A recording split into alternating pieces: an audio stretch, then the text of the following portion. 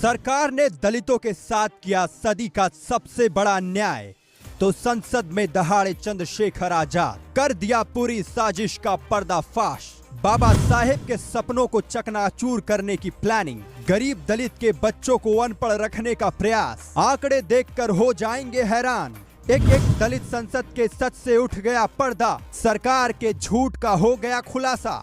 अब होगी चंद्रशेखर आजाद को रोकने की कोशिश। देश में सबसे बड़ी संख्या दलित और आदिवासियों की है, इसलिए हर चुनाव में उनके वोट लेने के लिए हर पार्टी साम दाम दंड भेद हर तरह का प्रयास करती है। लेकिन उसके बाद भी क्या कोई उनकी तरफ मुड़कर देखता है? इसका जवाब अगले 3 मिनट में आपको मिल जाएगा और आपको यह भी समझ आ जाएगा कि किस तरीके से पीछे के दरवाजे से सरकारें दलितों को ठग रही हैं और उनके बच्चों के भविष्य को अंधकार में ढकेल रही हैं। चंद्रशेखर आजाद ने जो खुलासा संसद में किया है उसे हम आपको आंकड़ों के साथ समझाएंगे, लेकिन उससे पहले आपको चंद्रशेखर आजाद का वो बयान सुन लेना चाहिए जिसमें उन्होंने इस अन्याय से पर्दा उठाया है। अध्यक्ष जी, गरीबों को बजट से बहुत आशा थी, लेकिन जब आया बजट सिर्फ निराशा थी। मैं अध्यक्ष जी शुरुआत करूंगा माननीय काशीराम साहब के उस नारे से, जिसकी इतनी संख्या भारी उसकी उतनी हिस्सेदारी। सर, टोटल बजट से शेड्यूल कास्ट शेड्यूल ट्राइब को 2024-25 में 3.43% मिला था सर, जबकि आबादी सर 22-25% करीब है। इस बार सर शेड्यूल कास्ट को 3.33 यानी कि 3.33% पिछली बार से कम कर दिया। ऐसा लगता है सरकार ने हालत सुधार दी SC/ST की, जबकि धरातल पे क्या हो किसी छिपा हुआ नहीं है सर। 1645424.28 में से मात्र सर ई उत्थान की वेबसाइट पर रिलीज किया है सर 93963.41 यानी कि लगभग 60%। तो पैसा तो है सर, मगर वो रिलीज भी नहीं कर रहे हो। तो ये सर साइट पे है, ये भी आपके सामने रख रहा हूं। 2024-25 में शेड्यूल ट्राइब के लिए सर 3.47 इस बार का बजट है 25-26 का, और ये लगभग ना के बराबर बढ़ा है sir. Teaching learning and result for state में सर पिछली बार 210 करोड़ था, इस बार घटा के 145 करोड़ कर दिया गया सर। नगीना के लोग अगर ये वीडियो देख रहे हैं तो उनको समझ आ गया होगा कि एक पढ़ा लिखा सांसद चुनने से कितना फायदा होता है। चंद्रशेखर आजाद ने और भी पढ़ते सरकारी दोगलेपन की खोली है, जो आगे आपको बताएंगे। लेकिन उससे पहले आसान भाषा में समझाते हैं कि सरकारें कैसे चोर दरवाजे से दलितों की जेब काट रही है। सरकार ने इस साल के बजट में दलित महिलाओं के लिए एक स्कीम पेश की है, जिसके तहत वो दलित महिलाओं को उद्योग लगाने के लिए 2 करोड़ तक की लोन देगी। लेकिन इसका जमीन पर क्या होगा वो पिछले साल की एक स्कीम से आपको समझ में आ जाएगा। 2024-25 के बजट में सरकार ने दलितों के लिए एक योजना लेकर आई थी, जिसका नाम था अनुसूचित जाति अभ्युदय योजना, जिसके लिए सरकार ने अलग से 2140 करोड़ रुपए का बजट भी रखा था। लेकिन आपको जानकर हैरानी होगी कि इस बजट में सरकार ने एक साल में ही केवल 800 करोड़ रुपए खर्च किए, मतलब पैसा होते हुए भी खर्च नहीं किया गया। इसी तरह के मुद्दों को चंद्रशेखर आजाद ने पीएम मोदी के सामने संसद में उठाया। पीएम श्री स्कूल सर, स्कूलों के हालात बहुत खराब है। मैंने पिछली बार कहा कोई बड़ी घटना घट सकती है। 24-25 में 1220 था, मात्र 1% की बढ़ोतरी की 1310 करोड़। पीएम पोषण में 2512 करोड़ था, इस बार घटा के 2500 करोड़ कर दिया।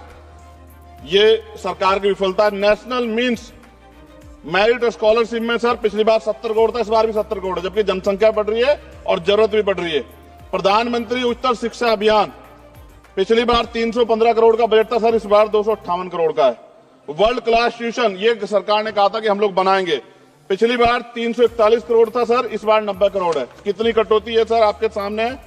SC/ST एट्रोसिटी होती है सर, उसका बजट समय से नहीं मिलता, परिवारों को इसका सामना करना पड़ता है। और सर बजट का तो तभी फायदा होगा जब सुरक्षा होगी। NCRB का डाटा कहता है कि इतने एट्रोसिटी हो रही है। आप राजस्थान से सर, राजस्थान में बहुत हो रही है, लेकिन देश भर में हो रही है। इस पे सरकार को ध्यान देना चाहिए कि इनकी सुरक्षा हो। मेडिकल की पढ़ाई बहुत महंगी है सर, इस पे कोई विशेष काम नहीं हुआ है, क्योंकि गरीब बच्चे भी डॉक्टर बनना चाहते हैं, लेकिन महंगी शिक्षा के कारण उनके सपने चकनाचूर हो रहे हैं। एडवोकेट प्रोटेक्शन, लॉयर्स के लिए कुछ नहीं है सर बजट में। सर मेरे लोकसभा क्षेत्र में एम्स की मैंने मांग की थी, क्योंकि सर कुंभ की घटना हुई, हायर सेंटर ना होता बहुत नुकसान हो जाता। बड़ौद की घटना हुई, हायर सेंटर नहीं था सर, नुकसान हुआ। और हमारे क्षेत्रों में भी, सब जिलों में जहां हायर सेंटर नहीं होंगे, बहुत बड़ा नुकसान हो सकता है। वहां की जनता को भी जीने का अधिकार है। तो एम्स की मांग नहीं पूरी हुई, इंडस्ट्रियल एरिया नहीं लगा, लकड़ी का शानदार काम है सर वहां, उस काम पे कोई बेहतरीन काम नहीं हुआ सर। आगे रोजगार नहीं, रोजगार की वजह से सर ये अमेरिका ने जो अन्याय किया हमारे साथ, ये रोजगार कमी कहानी, नौजवान वहां जाता है सर। सर यूनिवर्सिटी नहीं मिली हमें कोई, सर मुसलमानों को क्या दिया बजट में, पिछड़ों को क्या दिया, अल्पसंख्यकों को क्या दिया। सर मेरी एक विशेष मांग है आपके माध्यम से सर, हमारे बहुत सारे मिनिस्टर यहाँ बैठे हैं, हम देश में सुरक्षित इसलिए हैं कि बॉर्डर पे हमारी सेना खड़ी। चंद्रशेखर आजाद भी ये समझ रहे थे कि एक तो पहले ही दलितों को कम बजट मिल रहा है, उसमें भी सरकार खर्च नहीं कर रही है, तो इनका उत्थान केवल नारों से तो नहीं हो सकता। इसे आपको एक उदाहरण से समझाते हैं। पिछले बजट में सरकार ने दलित, आदिवासी और पिछड़े छात्रों के लिए 1836 करोड़ रुपए की स्कॉलरशिप देने के वास्ते रखे थे, लेकिन उसमें से भी 500 करोड़ रुपए बचा लिए और पूरे साल में केवल 1381 करोड़ रुपए ही खर्च किए। पिछली बार सरकार ने दलित छात्रों को पोस्ट मैट्रिक स्कॉलरशिप के लिए 6,360 करोड़ रुपए आवंटित किए थे, लेकिन इसमें से भी सरकार ने 860 करोड़ रुपए बचा लिए और केवल 5,500 करोड़ रुपए ही खर्च किए। जो पैसे सरकार ने खर्च नहीं किए वो इतने हैं कि इससे कई हजार दलित बच्चों को स्कॉलरशिप देकर विदेशों में पढ़ने भेजा जा सकता था। लेकिन ऐसा कौन सोचेगा जब पॉलिसी बनाने का जिम्मा ही किसी और के हाथों में होगा। यही बात तो काशी राम समझाते थे, अब चंद्रशेखर आजाद कहते हैं।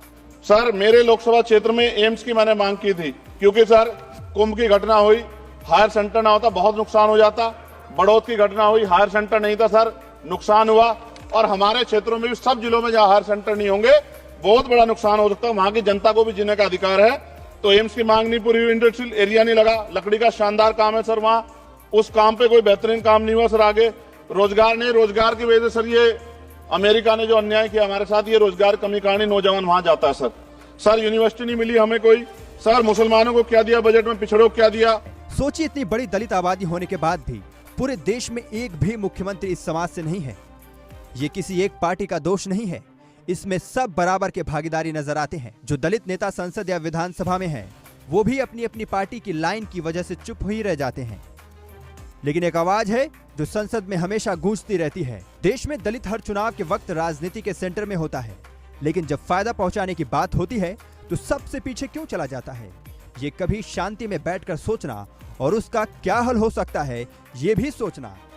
लेकिन उससे पहले कमेंट करके अपनी राय देकर जाना कि चंद्रशेखर आजाद ने जो मांग उठाई है वो सही है या गलत। Bureau report, Indian news.